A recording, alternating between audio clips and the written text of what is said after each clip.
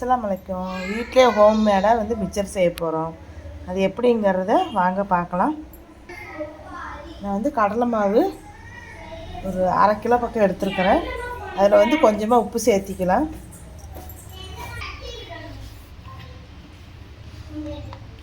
கடலை மாவோடு உப்பு சேர்த்திட்டு கொஞ்சமாக பெருங்காயத்தூள் சேர்த்திக்கலாம். கொஞ்சமாக பெருங்காயத்தூள். இது வந்து பிணைஞ்சிட்டு ஓமப்பொடி புளிஞ்சு வச்சிடலாம். அதுக்கப்புறமா லாஸ்ட்டில் காராப்பூந்தி போட்டுக்கலாம். இதுலேயே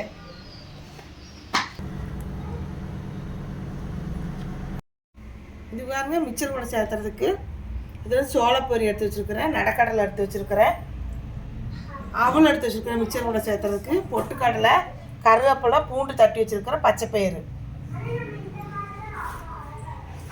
மிக்சரை பொழிஞ்சு தனியாக ஒரு பாத்திரத்தில் எடுத்து வச்சாச்சு. அது வந்து ஸ்கிப் ஆயிடுச்சு.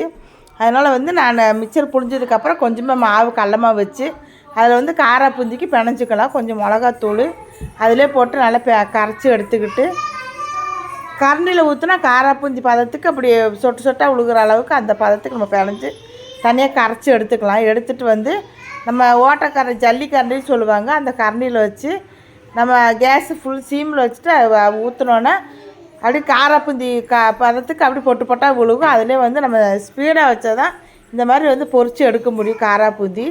அதில் மிளகாத்தூள் சேர்த்துருக்கறனால நம்ம தனியாக கடைசியில் லாஸ்ட்டில் கொஞ்சமாக சேர்த்தா போதும். எல்லாமே எடுத்து நம்ம மிக்சர் பொரித்து வச்சுருக்கிறதுல இந்த காராப்பூந்தி எடுத்து நம்ம அதிலே தனியாக போட்டு வச்சிடலாம்.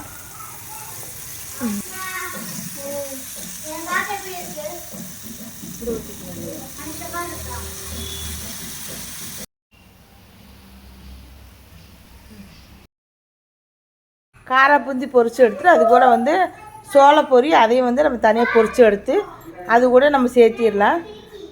மிக்சரு காராப்பூந்தி எல்லாம் பொரித்து வச்சுருக்குறோம். அதிலே வந்து நம்ம சோளப்பொரியும் பொரித்து எடுத்து அது கூட பொரித்து போட்டுடலாம். அது கூட வந்து நடக்கலை தனியாக எடுத்து வச்சுருக்குறோம். அது நடக்கலையும் நல்லா எண்ணெயிலே பொரித்து எடுத்து நடக்கடலையும் அது கூட ஒன்றா மிக்சர் கூடயே அது கூட சேர்த்திடலாம்.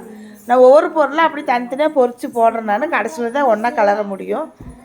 நடக்கலையும் வறுத்தாச்சு, அதையும் வந்து நம்ம மிக்சர் கூட சேர்த்திடலாம். அதுக்கப்புறம் வந்து அவளை வந்து எடுத்து வச்சுருந்தேன். அந்த அவளை வந்து எண்ணெயில் போட்டு எல்லாம் பொரித்து எடுத்துட்டு அது வந்து நம்ம மிக்சர் கூட அதையும் நம்ம சேர்த்திடலாம். அது சேர்த்து ஒன்றா போட்டு நான் பூண்டு வந்து நான் நல்லா பொடியாக தட்டி வச்சுருக்கிறேன். பூண்டு தட்டி வச்சுருக்கிறேன். அதையும் நல்லா எண்ணெயில் பொரிச்சிட்டு அதையும் வந்து அந்த மிக்சர் கூட எல்லாம் ஒன்றா கலந்துக்கலாம். கலந்துட்டு அது கூட கருவேப்பிலை ஒரு கொத்து கருவேப்பிலை எடுத்து வச்சுருக்கிறேன். அந்த கருவேப்பிலையுமே எடுத்து அந்த பொரி கூட எல்லாமே ஒன்றா சேர்த்துடலாம். சேர்த்துட்டு அதுக்கப்புறம் வந்து பாசிப்பருப்பு எடுத்து வச்சுருக்கிறேன். அதை வந்து அது எண்ணெயில் எல்லாம் பொரித்து எடுத்து ஓரளவுக்கு பொன்னிறமாக வர வரைக்கும் அந்த பாசிப்பயிரை வந்து பொரித்து அதையும் வந்து நம்ம மிக்சர் கூட சேர்த்திடலாம். அது தனியாக சேர்த்தி வச்சுட்டு ஒவ்வொன்றா அடுத்தடுத்து சேர்த்துக்கலாம். லாஸ்ட்டில் வந்து பொட்டுக்கடலை போட்டிருக்கிறேன். பொட்டுக்கடலையும் பொன்னிறமாக அதையும் வறுத்துட்டு நம்ம மிக்சர் கூட எல்லாமே நம்ம சேர்த்தி வச்சிடலாம். எல்லா பொருளையுமே நம்ம ஒவ்வொன்றா வறுத்து எல்லாமே சேர்த்தாச்சு.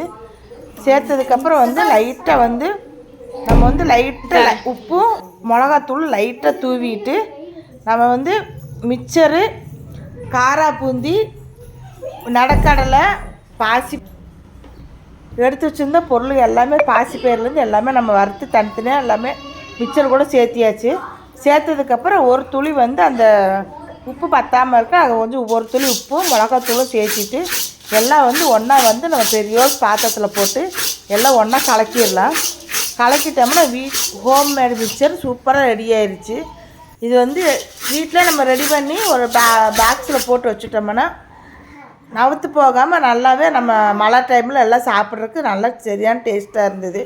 நான் இந்த மாதிரி வீட்டில் ட்ரை பண்ணி பார்த்தேன். நல்லாவே டேஸ்ட்டாக வந்துடுது. எல்லாத்துக்கும் போட்டு கொடுத்து சாப்பிடவும் சொன்னேன். காரசாரமான சூப்பரான ஹோம்மேடு மிக்சர் ரெடி ஆயிடுச்சு. நீங்களும் ஒரு தான் ட்ரை பண்ணி பார்த்துட்டு எப்படி இருந்தது கமெண்டில் சொல்லுங்கள். இந்த வீடியோ பிடிச்சிருந்ததுன்னா மறக்காமல் நம்ம சேனலுக்கு சப்ஸ்கிரைப் பண்ணுங்கள், லைக் பண்ணுங்கள், பெல் ஐக்கானை கிளிக் பண்ணுங்கள். தேங்க்யூ.